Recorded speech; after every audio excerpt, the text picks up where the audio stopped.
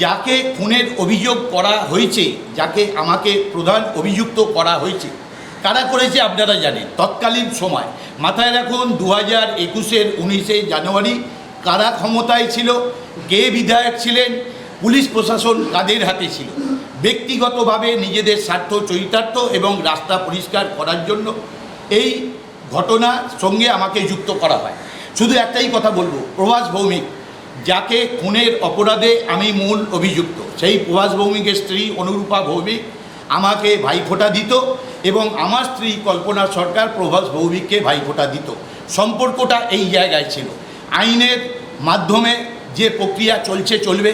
আমি ইতিমধ্যেই বর্তমান শাসক দল নয়, বর্তমান সরকারের কাছে, রাজ্যের মাননীয় মুখ্যমন্ত্রী মাননীয় শ্রী শুভেন্দু অধিকারীর কাছে আমি বিগত সময়েতে আমি আবেদন জানিয়েছিলাম এবং আজকের দিনে তিনি সরকারের পশ্চিমবাংলার প্রতিটি নাগরিকের মুখ্যমন্ত্রী।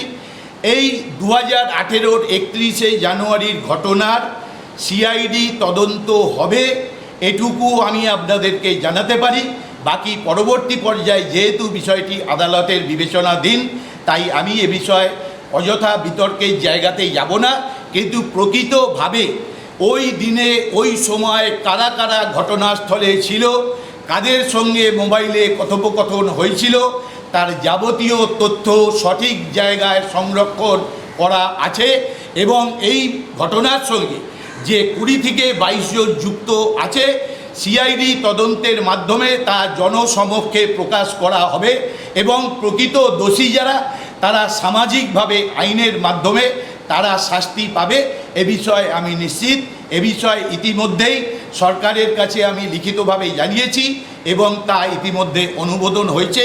এর বেশি আমার পক্ষে বলা সম্ভব নয়।